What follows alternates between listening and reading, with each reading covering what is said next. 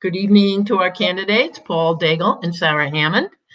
My name is Diane Topakian, and I am the chair of the Lancaster County Democratic Committee, and I will be the moderator tonight. I am particularly pleased that we can participate in something like this as a community during this time of isolation. I'm very proud and excited of the way that the Lancaster County Democratic Committee, all of our committee people, and our executive board have stepped up to make sure the critical work of running campaigns and reaching out to voters is still happening. As the election is only less than 2 weeks away now, please make sure you get your mail-in ballot application and send in your ballot when you receive it. And please tune in to our webpage regularly at lancasterdems.com and our Facebook page for the latest information. We're so pleased to bring you this candidate forum with the two Democratic candidates who are running in the primary election in the 11th Congressional District on June 2nd. The winner, of course, will face Congressman Lloyd Smucker in the November general election. Now I would like to share the format with our viewers that we're using tonight. The candidates, Paul and Sarah, have already been informed of the format, and both have agreed to use it. So each candidate will be given 2 minutes for an opening statement. Then questions will be asked by me. Each candidate will be given 1.5 minutes to respond to each question. We will alternate who gets to answer the question first. And after flipping a virtual coin yesterday, and Paul won that virtual toss, he chose to answer the first question, be the first candidate to answer the first question. Therefore, Sarah will begin with the opening statement first. After both candidates respond to the questions, the moderator may allow each candidate to have one 30-second rebuttal. Our viewers have had a chance to submit their own questions, and a few of them have been selected in advance. After all of the questions have been asked, each candidate will be given 1 minute each for closing statement. Again, welcome to our Congressional Candidates Forum, and let's begin. Sarah, you have the first opening statement, so go ahead. All right. Well, first and foremost, thank you so much, Diane, for moderating. Thank you to the Lancaster County Democratic Committee for putting this forum together. I really look forward to the opportunity to connect with you and to tell you a bit about myself, my background, and to hopefully bring your vote. My name is Sarah Hammond, and I'm running for Congress here in PA-11 because Lancaster and York deserve better. As a small-town woman with blue-collar roots, I've experienced the negative impact the partisan gridlock is creating for working-class families like yours and like mine. I grew up in a small town in southern York County, where my father was in the lumber industry growing up, and my mother helped manage our local friendlies. I come from a small town where childcare was not always as readily available or accessible, and I have vivid memories of sitting in a booth and eating ice cream at Friendly's while my mom worked her shift because there wasn't always reliable childcare. After graduating high school, I attended college at Slippery Rock University, where I studied communications and was the first member of my family to graduate from college. Despite working multiple jobs throughout school, I still came out with several $1,000s in debt. After graduating, I worked first in nonprofit at Crispus Attucks, New York, switched to factory work back in my hometown of Hanover, and then began to get really heavily involved with our local politics while also working in municipal government. For far too long, our congresspeople have brushed off the concerns, thoughts, and needs of the people of our district, and we feel that. The economy didn't work for nearly half of Americans prior to COVID-19 pandemic, and we are facing even more dire times now. My opponent is leaning on old solutions from an old worldview, but we are in a new world now. We need new, bold solutions driven by action, not by platitudes. I am the candidate who has actively championed those ideas. Things like universal single-payer healthcare, student debt forgiveness, and bold action on climate change. And I will continue to champion these bold solutions as we work together to rebuild our economy to benefit all of our neighbors. Thank you again for having me, and I look forward to the opportunity to engage with you. Thank you so much, Sarah. Paul? 2 Great. minutes. Thank you for the opportunity to be here, and hello, Lancaster and York County, if you're here as well. My name is Paul Daigle, and I want to share a little bit about myself, why I'm running, and how I'm preparing to win in November. So I'm a father and a husband who's chose to raise his family here in this community. My career has spanned nonprofits and higher education. I've served in over 28 different nonprofits and civic organizations over my lifetime. Running a campaign is much like running an organization. And I've already demonstrated that I can run programs with dozens of paid staff, hundreds of volunteers, and over $1 million budget. So why am I running? I'm running because I'm convinced we need a congressperson who will represent all of our voices in Congress. I will do that. I will go to Congress and I will fight for you. I'm running because Washington is broken. I'm running because Washington and Wall Street seem to have fixed the economy and the system to work for the wealthy and the well-connected. It's been too long. It needs to stop. Well, and honestly, while I had a thought of running, my preference was not to run in 2020. I wanted to wait until my daughter was out of high school. She's only 11.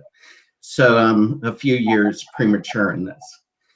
But at some point, I eventually became convinced that honestly, Sarah's positions could not win. And I saw the quality of the work she put forth as not being enough to win. And we can't have 2 more years of Lloyd. I had hoped that Jess King would jump back in, or even Izzy, our Lancaster City Council president. But in the end, I felt compelled. So how am I ready to win? I've brought over dozens of volunteers who've already committed 675 hours a week, all through the summer to work on this campaign. I have staff from the Bernie Sanders campaign. My campaign manager is now from the Elizabeth Warren's 2018 Senate campaign. I'm ready to win for the sake of our district so I can fight for all of you. Thank you, Paul. Okay, and Paul will get to answer the first question first. And here goes. Right now, during COVID-19, we can see the ways in which the federal government can make a difference or can choose not to. Yeah. What is the federal government's responsibility in this pandemic, and how is that different from state government? Yep. A minute So, and a half. Can I go ahead? Yeah, go ahead. Oh, okay. So the federal government should be taking the lead on a whole variety of things. And it's really the state government that has the stockpiles of resources, that has the resources as money to get the needed supplies that can then be distributed to states. I actually have a whole page on my website of federal policies I would push for related to COVID-19. You can visit my website, paulforpa.com. It includes refunding the CDC to replace the 700 unfilled positions, replacing the infectious disease team from the USAID that stops disease from going from animals to people, updating the Defense Production Act so joint act of Congress could force companies to produce the supplies we need for the national stockpile. There's a whole variety of things. On the state level, that other question of what's the difference, the states have to then figure out, what are we going to do here? The president actually can't announce a stay-at-home order, even though some folks called on him to do so. Constitutionally, he can't say folks can't leave their homes. He can't say they can't go between state lines because of interstate commerce clauses in the Constitution. But governors can. So then governors work with their public health officials, preferably under the guidance of the CDC, and then provide guidance for the rest of us. Thank you, Paul. Sarah, a minute and a half. All right. Well, I'd like to start by saying that prior to COVID-19, I'm very proud to have been a strong supporter of programs like universal health care, more specifically Medicare for all, also looking at renewable jobs. Facing forward throughout the rest of this pandemic, looking back last about 10 weeks here, and really looking at the next 2 years, 5 years, the next generation in the future is where my concern is, and where the federal concern is focused at. We could have had far less dire circumstances, as Paul said, had we not disbanded so many jobs from the CDC, had we had a pandemic response team in place, which formally was. And what we should be doing of our officials, and what I would be doing right now as your representative, had I been in Lloyd's position right now, is I would be trying my hardest to ensure that we were uncoupling insurance from health and healthcare from employment. Because as we see, for the first time since the Great Depression, we are seeing such strong numbers that are leading to an economic collapse. We're fighting a public health care crisis at the same time that we're fighting this economic crisis. And there's not one right answer. I am so thankful that Governor Wolf and Dr. Levine are taking the stances that they are right now and are leading our states forward and believe in them. But we need to be doing everything in our power at the federal level to ensure that the safety nets are in place for childcare, to ensure that we have universal broadband for education, and to make sure that healthcare and the economy can get back on their feet in a productive manner. Thank you both. Question number 2 goes to Sarah first. This pandemic has damaged the nation's economy to a level not seen since the Great Depression. Congress has passed 4 stimulus packages to address this damage. The House has just passed another package aimed at giving relief to hospitals, local government, and workers. How would you respond to Senate Republicans who refuse to consider this relief package based on a stated concern over the national debt? First and foremost, if we're talking about national debt, I'm not going to go into the calling the kettle black, because we have the resources to look back and see what voting records are and to see where the money funding behind these stimulus are coming from. And it's abhorrent. What I would suggest, in addition to everything that I previously stated in the last question, would be that we take a strong stance on reaching out for bipartisanship here. And what that looks like is making sure that, again, instead of treating people like you either have to tackle a health crisis or tackle the economy. You can either go to work and try to make a living because you're not getting another stimulus check, or you can stay home and force your home being in foreclosure once we're out of this, not having the resources, maybe not even having access to CHIP in some instances for those without insurance and with small kids. This is not a one-fits-all solution, and in my opinion, we should be focusing on, again, building up those safety and security nets and making sure that those are included in our proposals. And when we're trying to hold the Senate accountable, we need to make sure that we are continually including those things. Thank you, Sarah. Paul? I always find it interesting when Republicans bring up the national debt, when the national debt typically goes up more under Republican leadership than under Democratic leadership. So they suddenly care about the purse strings when it's not their legislation, but when it's theirs, they don't care about it at all. So the Republican tax cut that, 83% of the benefit went to the top 1% and skyrocketed our deficit, they were silent. When we go to wars without raising taxes and put the tax burden through debt on our children and grandchildren, they're silent. Now, when we care about workers and working families, they raise the red flag, the white flag, and say, we can't hurt the debt. That's ridiculous. Now, one of the reasons they're also personally right now against this is the president is against refunding the Postal Service. I actually just submitted a letter to the editor about this, which will hopefully come out. The Postal Service has had undue responsibilities put on it. They actually, in 2006, were told they had to pre-fund their health care for retirees for 50 years into the future, still maintain one price rate for all first-class stamps. And the president won't touch a bill that saves the Postal Service from the impact of COVID-19. That's ridiculous. Lastly, I just want to say we need to do even more stimulus and work towards transformation, not restoration. We don't want to go to a pre-COVID-19 world. We want to use this opportunity to transform our economy that works for all Americans. Thank you both. Question 3 goes to Sarah, goes to Paul. The federal minimum wage of $7.25 has not been raised in more than a decade. At the same time, some states and many localities have adopted living wage statutes. What should the federal government do to increase wages and standards of living across the country? Great question. So there's a lot of things that can be done, but first, very simply, we can raise the minimum wage. We need to raise it to at least $15 an hour. Ideally, we would tie it to inflation. Now, in reality, I think Congress won't pass that, the tying it to inflation. So I will actually propose that instead of tying it to inflation, we tie it to all future raises of Congress and the executive branch, that no cabinet secretary or congressional person will ever get another raise unless they simultaneously raise the minimum wage after we bring it to that $15 minimum. Additionally, there's a lot we can do for working families. With the increasing cost of housing, we can do a national housing bill right now. And actually, I have lots of thoughts that this will take 3 to 5 years to move out of the current recession we're in because of COVID-19.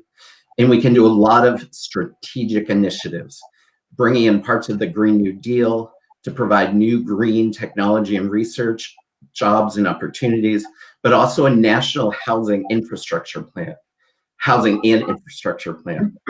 so that we're also dealing with the high cost of housing while creating new jobs to put Americans to work. While a lot of industries won't come right back, we'll be able to create the jobs to build that new future we're looking for. Thank you. Sarah? All right. I'm going to lead off with the Green New Deal as well. As a Sunrise endorsed candidate, I have done a great deal of work and thinking and volunteering, especially here in Lancaster County. And one thing I think is super important to point out here is that the Green New Deal is a resolution. It's not a bill, it's not a set of bills. But what that resolution outlines is a broad path of things that we can achieve over the next 10 years, not only to make sure that we are in a better situation moving out of the climate crisis, but by making sure that jobs, plenty of which that we've lost here and will be pretty much in the graveyard moving forward, I think, in a lot of these areas, that we're replacing them with renewable jobs, and that we're utilizing pieces of the Green New Deal to establish, again, these housing initiatives and things like that. Because, again, to have socioeconomic equality, there's so many different aspects of that: childcare, healthcare, all these things together. So 2 big things for me are decoupling the marriage that has come up between healthcare and employment, because we know that that is not working for us, especially given the current pandemic. And I also strongly support a $15 minimum wage, federally mandated, and I think that that should be up to governors to be able to find how to instill that. Now, $15 minimum wage would start now, but we need to ensure that when we're looking to the future, if we expect a bill to be put into place 5 years from now, we need to make sure that the cost adjustment fits that proportionately. Thank you. Okay, question 4 goes to Sarah first. And sticking to this theme, just for one more question, how important is the labor movement in your view? And what do you think the role is of the labor movement in 2020 in this country? I feel very strongly for the labor movement. I am fortunate to have, in a previous race, been endorsed by the PA-AFL-CIO, and to have worked really closely with them and heard a lot of their initiatives for things going on in Pennsylvania, many of which would really have helped individuals when it came to lobbying and policy and workers' rights, of course.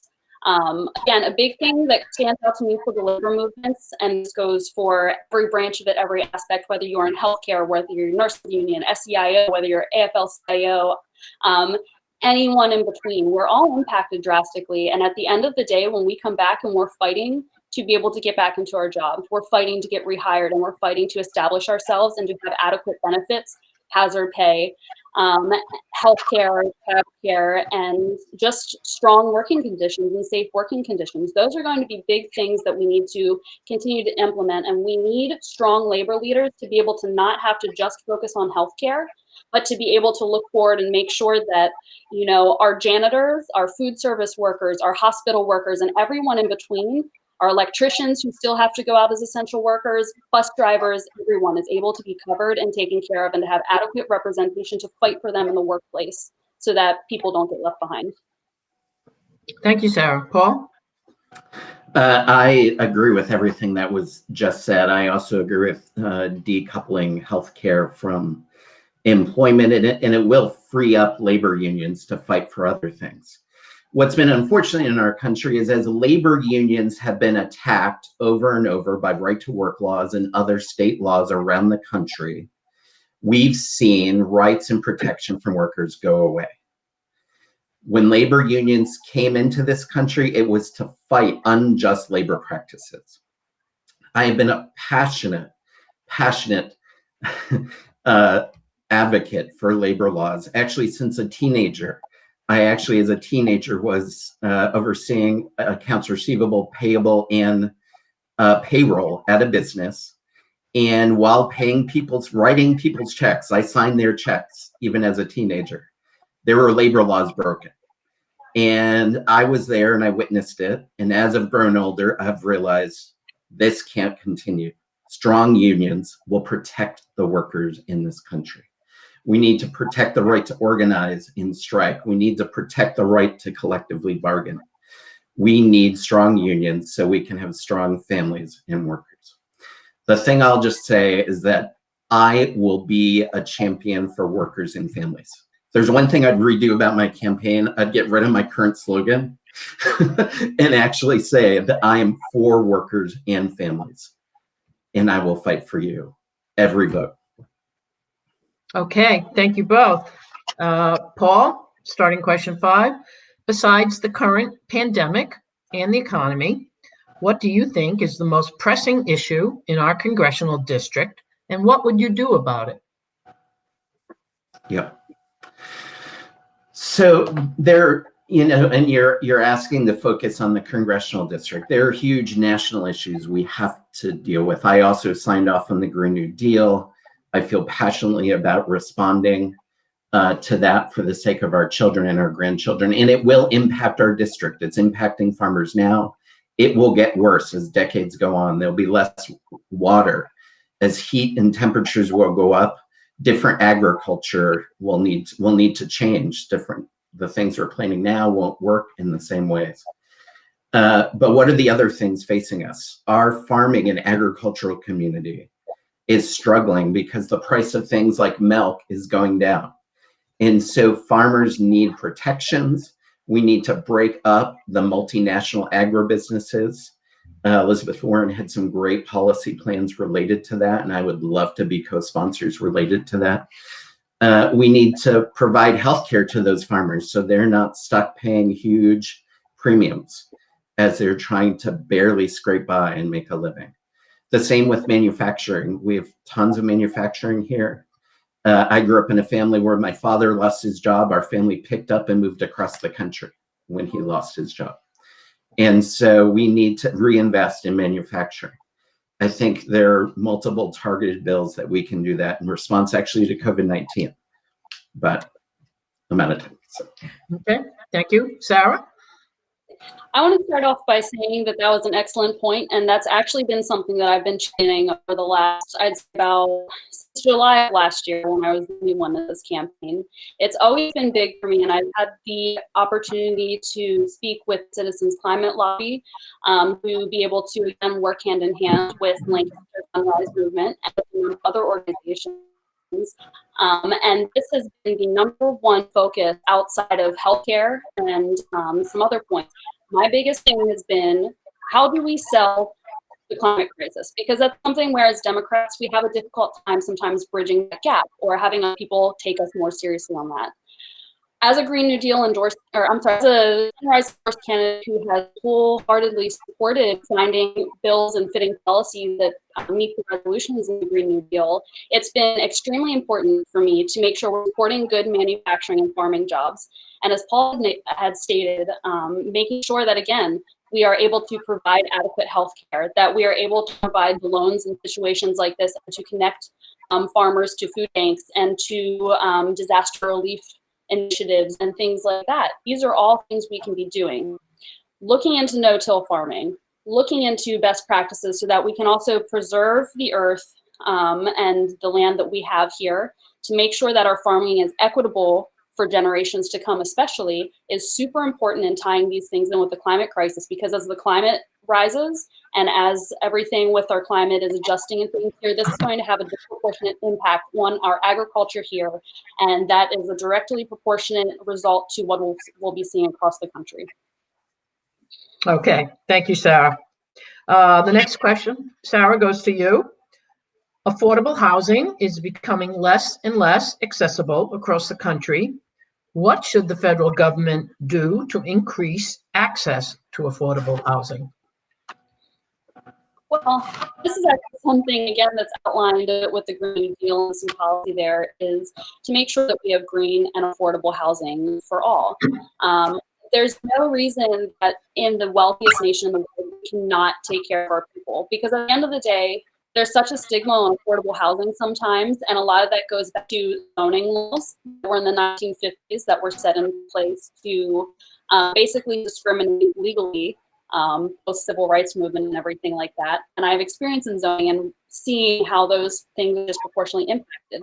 Those things tie into discrepancies in education and stuff around based on where you're at. So we need to make sure that all of these dominoes kind of fall in a row to help ensure that people not only have access to secure, safe housing, whether that's transitional housing, whether that's Section 8, whether that's the ability to make sure that more people can afford homes through the proper balance of taxes and everything else.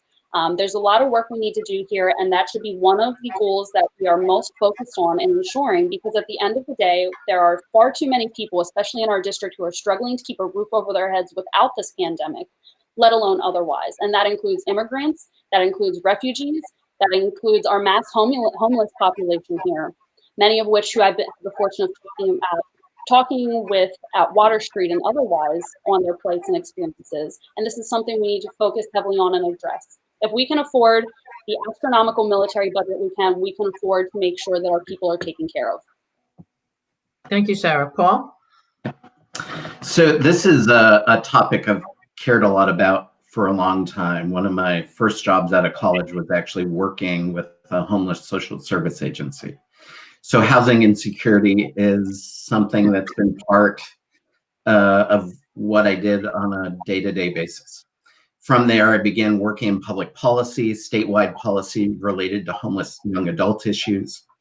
Actually provided a lot of initiatives related to homeless and runaway youth, as well as LGBTQ youth as well in that area.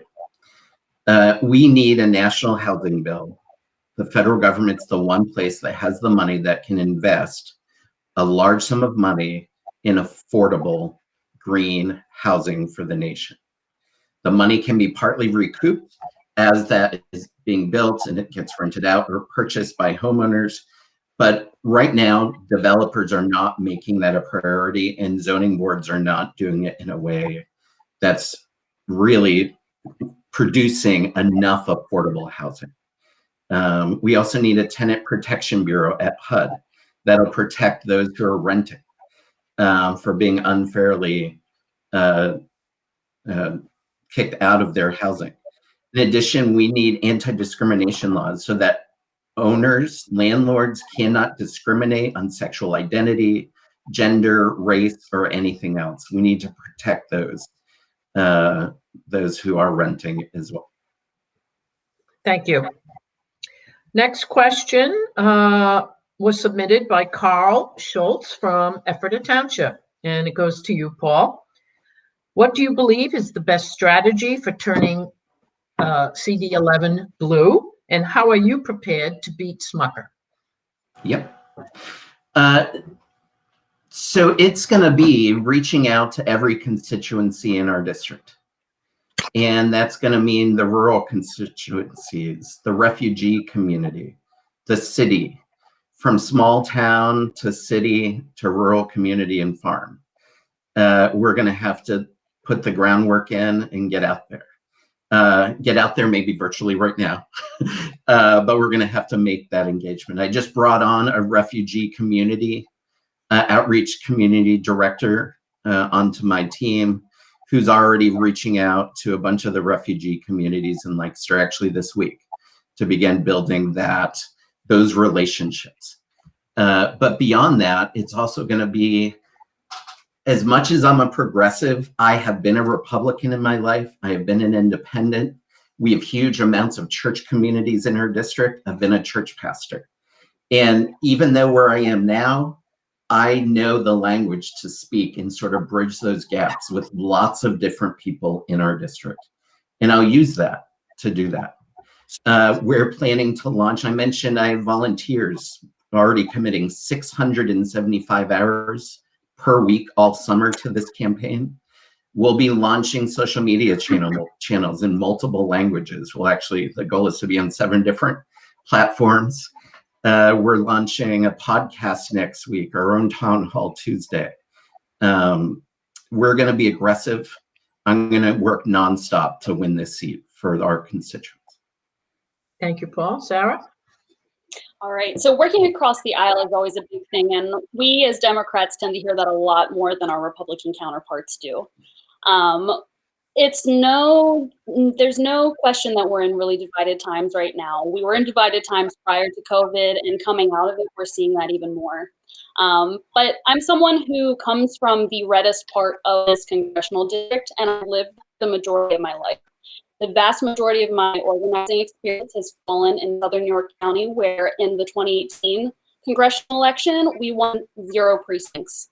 In my last state Senate special election, which I ran in large part, we had 4 weeks. We covered Hanover, which is the reddest area and the largest and most substantial when it comes to just the number of people in a given community in that area. And we were able to move the needle in the blue direction by a substantial amount of points. And we were able to actually turn Hanover purple for the first time in our history there. So I have proven results of working with individuals within our community, of turning the Republican vote, because my entire family are Republicans.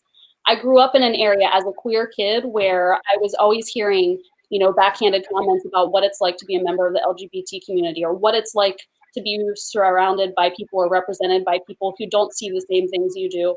I know what it's like to have, friends who are just discriminated against through and through. So when it comes to working across the aisle, I know how to do it. I've done it before. I've spent my entire adult life being able to do this through municipal government and through nonprofit. And this is something that I think at the end of the day, we want to be able to meet on the values and to be able to find solutions for our neighbors that work at both sides of the aisle. And that's something I have experience doing. Thank you, Sarah. The next question was submitted by Tammy Rojas from Lancaster City, and it goes to you, Sarah. Do you believe healthcare is a human right? Why or why not?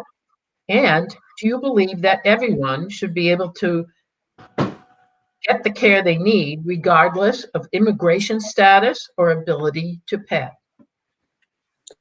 This has been something wavering for me. One of my top 3 issues has always been supporting strengthening healthcare systems, and I am a strong proponent of universal healthcare. I personally support the Medicare for All bill, and I'm open to listening to other forms of universal single payer healthcare. I apologize, because there are a lot of options out there that work. I think somewhere a mix between public and private is where we will fall, as typically happens. But I think when we're bringing things to the table, we cannot leave any of our people behind. Healthcare is an unequivocal human right.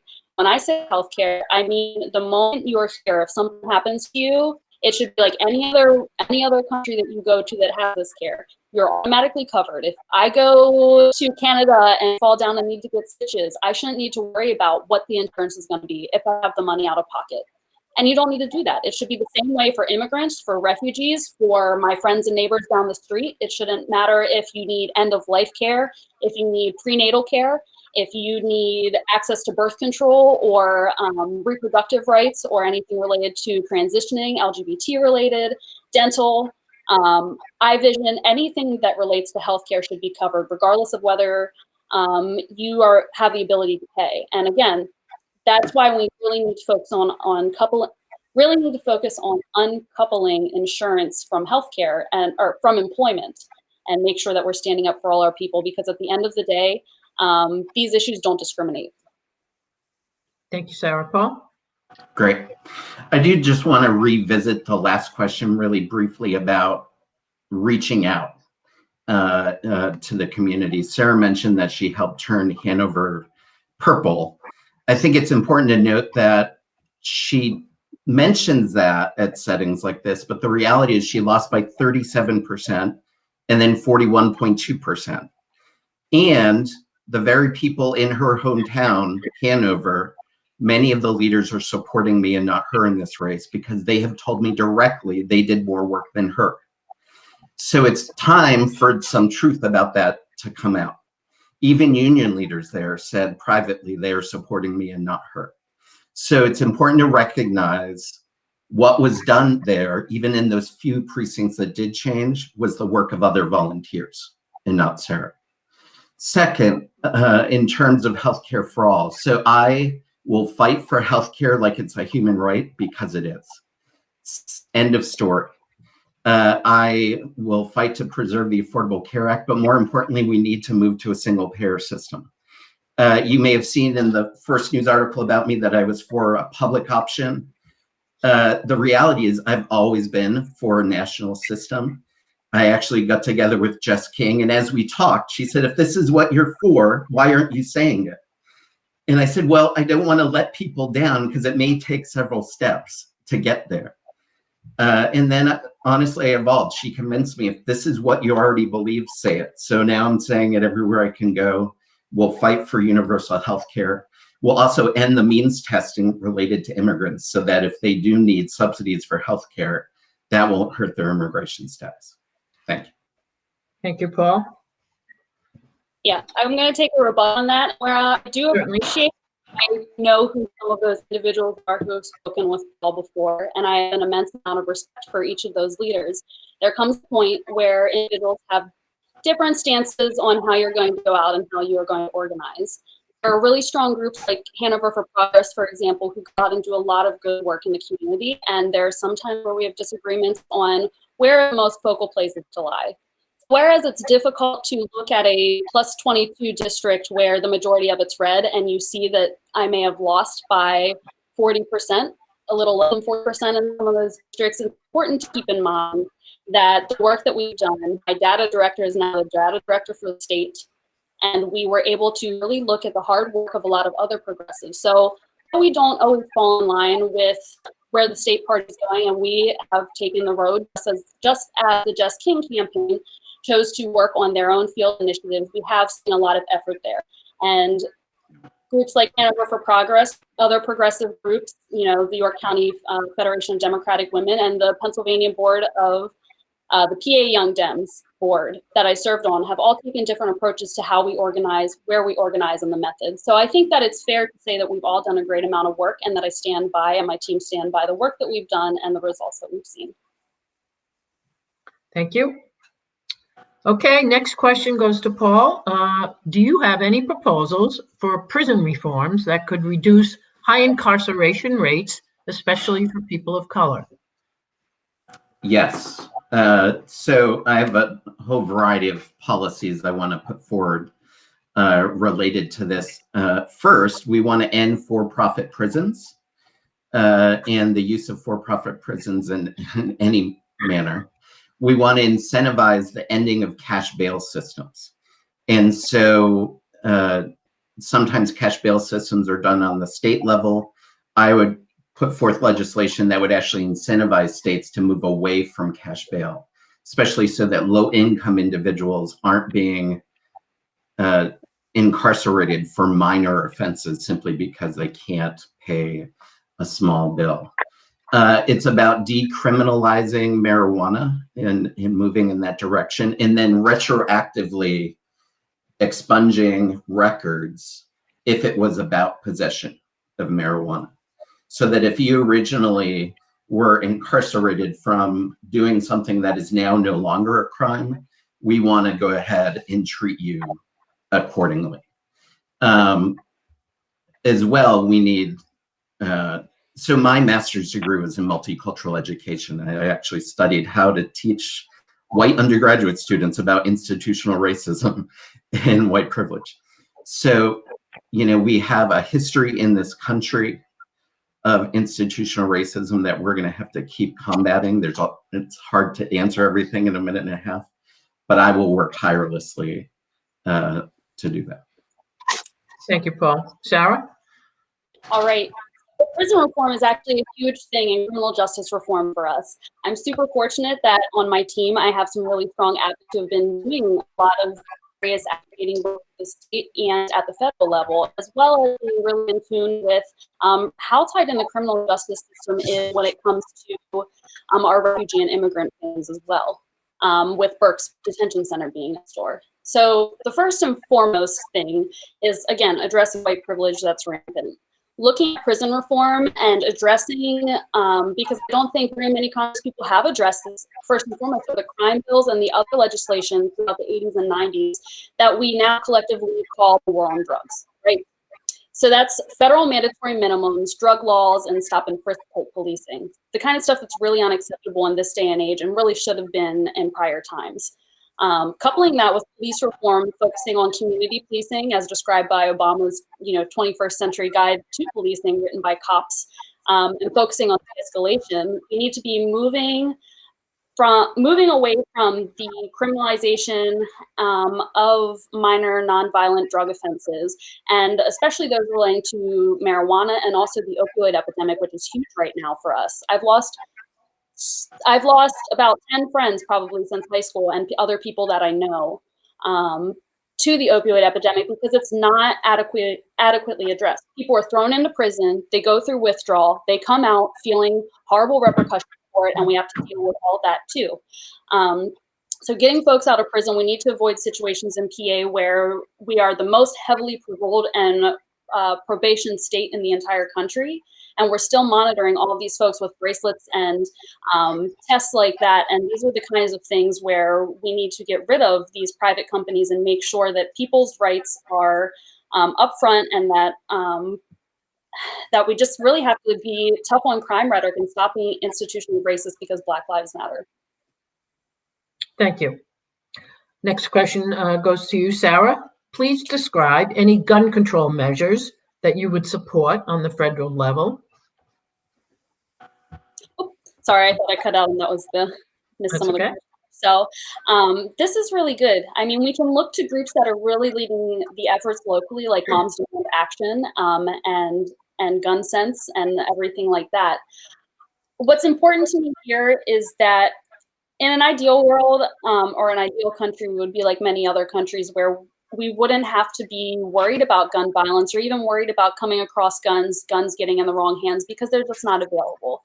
But to be completely realistic, we are the United States, and we are a very rural, very hunting-focused area here. And I understand that concern. Studying communications, I think the biggest disconnect that we have with with the community, we talk about it as firearm safety reform. Because gun sense is a very triggering word for the Republican side when we're trying to have these conversations. So we try to be as educated as we can, and to make sure that, I think we should be able to agree that no one should be able to walk into a subway with a rocket launcher on your back. I don't think that and that happened recently in North Carolina for anyone who didn't see that after protest. I don't think that anyone should be able to just carry around automatic weapons or semi-automatic weapons, especially unconcealed and in a threatening manner. In the way that we're seeing. This is not how democracy works. This is borderline domestic terrorism, domestic terrorist threats. What we need to be doing is mandating that we have more strict background checks, mandating that we are bringing people to the table who have experience with guns and gun violence, and make sure that we're listening. making sure that we're uncoupling money from organizations like the NRA to ensure that when we're reading and we're looking at these things, when we're looking at these things and producing these kinds of legislation, that we're putting people first and we're letting those people take charge who have experienced these things and make sure that guns stay out of the hands of people who should not have them. Thank you, Paul. Great. I've been afraid this whole time my dog was going to bark, so that just made me feel better. You can't control that. So I'm actually very proud to be the only candidate in Pennsylvania's 11th district to be named a gun sense candidate by Moms Demand Action for Gun Sense.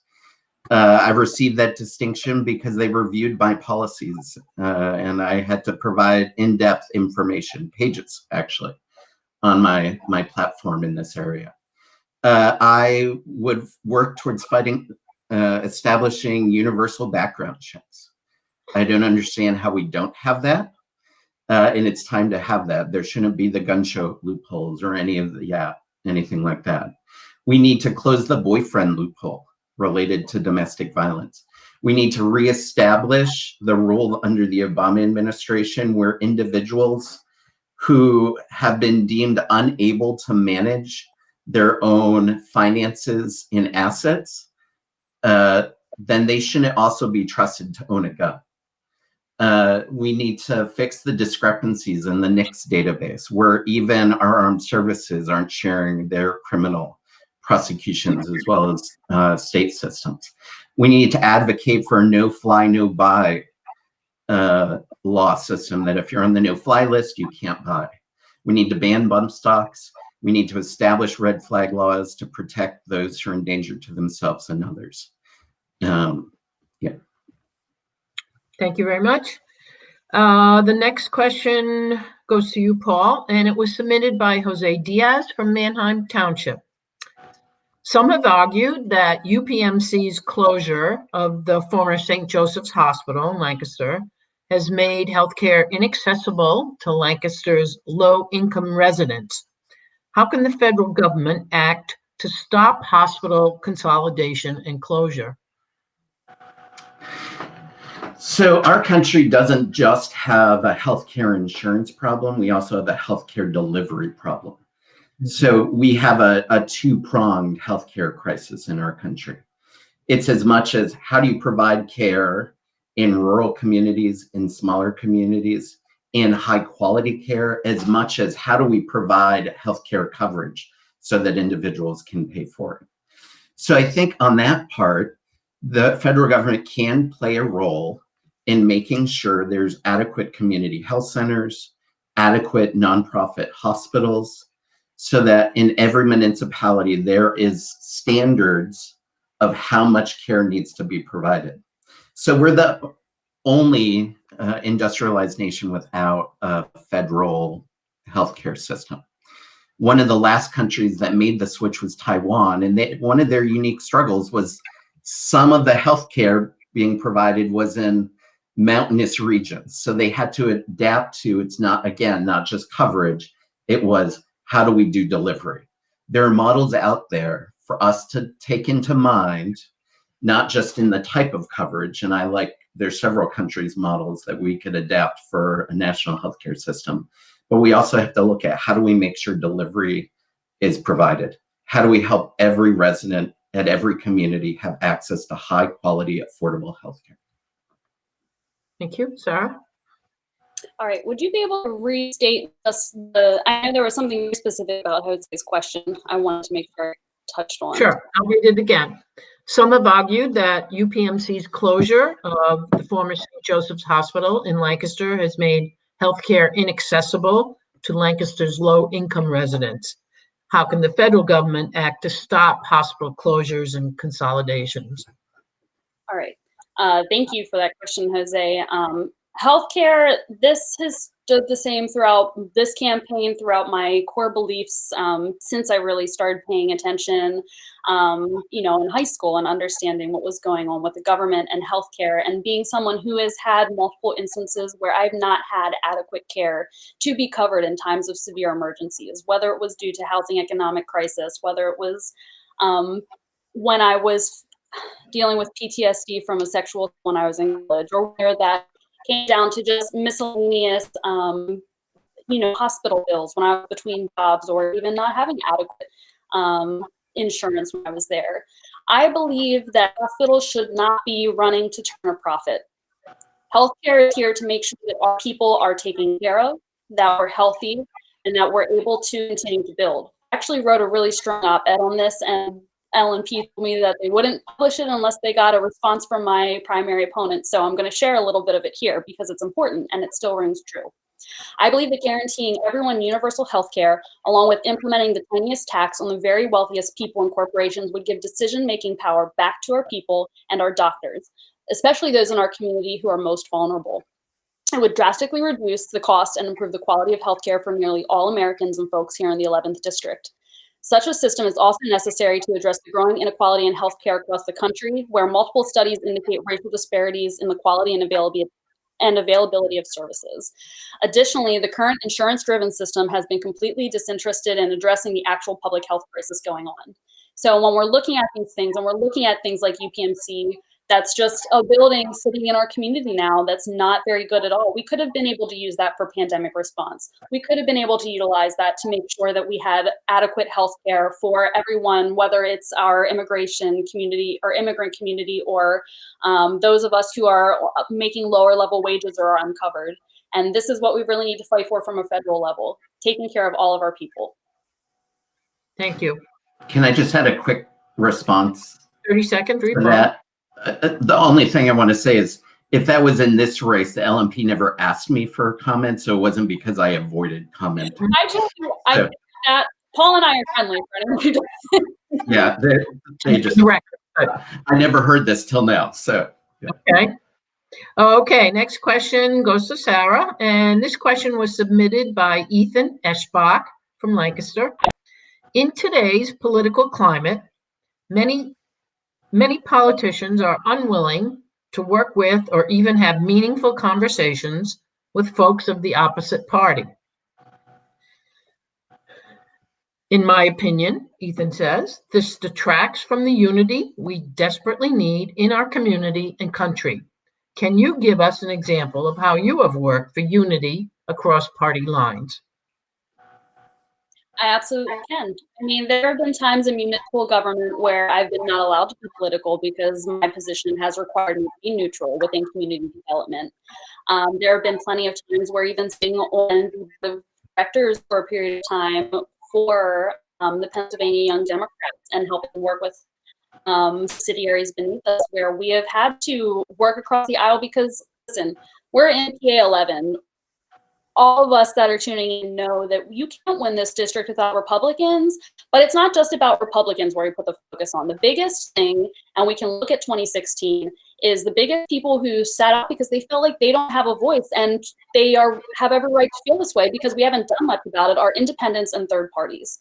Independents, especially among my generation and those who are 40 and younger, that's an astronomically huge group because people have been disaffected by the way that, they've been treated, by feeling like their voices aren't heard. At 27 years old, I cannot tell you how many times I've been critiqued and been told, you look like you're dressing the job, you sound great, you're doing this and that, but age always comes up. And at the end of the day, age is not experience, but how you can communicate with others is, and that's a real strength that I have. I'm very good at communicating across the aisle. I come from, again, one of the most red areas of our district, and I understand what it's like to come from an area where you have a large farming community, where everyone the vast bulk of people are working in factories and manufacturing. And when it comes down to it, I have these conversations in my day-to-day life because at the end of the day, we have to find the values that work, and that's how you're able to carry over those vast percentages and to make sure that you have volunteers and to make sure that, you're getting a message out and making sure people feel heard. It's all about conversations and respect. Thank you. Paul? I too, did junior high and high school in a town with 500 people. It was a big deal when we got the blinking yellow light in the downtown area of our village. And so that was a very Republican area as well. And so I have also grown up in Republican areas. And I mentioned before I was a Republican. So they're people I know, they're friends, they're family. I don't agree on a lot of issues, but I've had to my whole life build those relationships. One of my neighbors came up to me even when I announced I was running, and he has a Trump flag outside his house, and he walked right up to me and said, "I could vote for you." And I was shocked. And I said, "Really?" And he said, "No, Smucker's blown me off before, but you have always listened to me, even when you disagree with me." And so it's that ability to respect others, to have, find the common shared values and make those connections. Additionally, professionally, I've done things like attended national conferences in DC related to the organization No Labels, which is about getting Democrats and Republicans to work together on legislation. I also had to push through policy changes on the state level with a Republican administration. I met with the lieutenant governor. I met with commissioners from a Republican administration. And I got change through because I came to them with their language, knowing what they needed as well and how we could create compromise. Thank you. The last question goes to Paul, and this was submitted by Jose Diaz from Manheim Township. How will you support the process of decolonization of Puerto Rico and the forgiveness for the illegitimate debt there? I completely support the debt forgiveness, I completely support debt forgiveness for Puerto Rico. I think it's a colony right now of the country that has had to deal with all sorts of things from our country ever since colonization. And I really like Elizabeth Warren's plan. She actually wants an independent auditor to provide a real sense of how much debt is there really? How do we create a plan to help them move out of their debt and get it done? We need to do that. And then at that point, we need to support self-determination for Puerto Rico. If they want to become a state, let's grant statehood and move forward with that. But we need to support them in that decision, not make that decision for them, but empower them to do that. Thank you. Sarah? Right. So Puerto Rico is an area that's kind of near and dear to our campaign and very near and dear to our district because we do have a large influx of Latinx individuals, many of whom are from Puerto Rico here. A big thing for us, my director of public affairs is a first generation immigrant here. And her mother's from Puerto Rico, her father's from Kenya, and I'm very fortunate to have had a lot of advising from them on their experiences with the government, and also an outreach within our local communities here. Our Spanish-speaking communities are actually where we put a bulk of our focus in when we were doing petitioning and where we were focused in leading up until we kind of got curbed by the pandemic a bit here. So what's really important to me is first and foremost, again, understanding that though we have Puerto Rico as a territory, we have set them up for failure from the very beginning.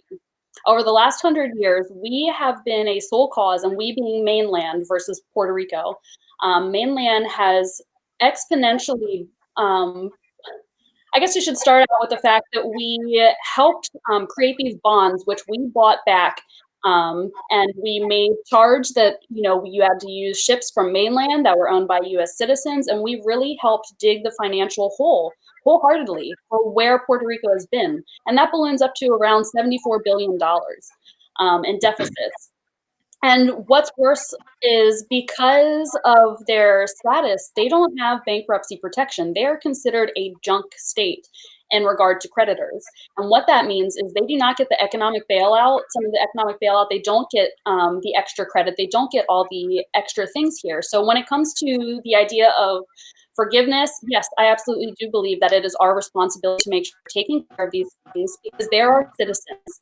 Puerto Ricans are citizens here just as much as anyone who was born in Pennsylvania, who was born across the states, and who was born in any other territory. And it is our duty to ensure their health and well-being. And when it comes to the option of statehood independence, that is something that we need to be speaking to our Puerto Rican population to let them identify what the root causes are and how to move forward. And they should be leading that movement.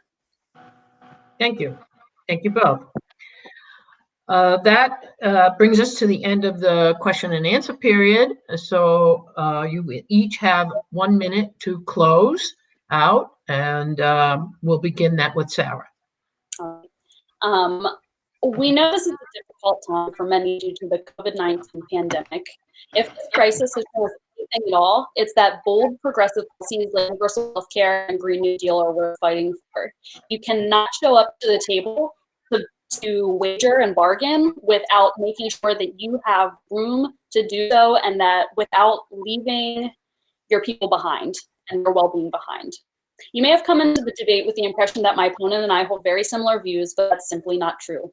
He's publicly stated that he is personally pro-life, whereas I'm a firm advocate of reproductive justice. I believe that healthcare is a human right that everyone deserves regardless of their ability to pay, where my opponent believes in a buying option. The truth is, we are far apart on some of the issues that matter, and I've lived and worked throughout our entire district and have hometown advantage in the toughest part of it when it comes to Republicans, when it comes to independents, and when it comes to average working class people like you and I. I've run in red districts, I know how to organize, and I have that experience, and I've persuaded voters. I can do this, and we can do this together. To connect with me, check out sarahforus.com, and please consider voting for me on your mail-in ballot or masked up safely at the polls on June 2nd. Thank you. Thank you. Paul? Thank you. And thank you for the opportunity to be here to share with you and have this time to talk about the issues. Just to talk on that issue of reproductive health, I support a woman's right to choose, and actually literally every word on Jess King's website from 2018 on reproductive health, I fully support. And everything that was there is my own policy stance. So please keep that in mind as you vote. I also shared tonight that I am for healthcare for all. And I've studied multiple countries' plans. I'm for doing it. I think it's the goal we need to move forward. And I believe healthcare is a human right. So now I just want to end with this. Politics is the art of the possible, not the politics of what we can't do.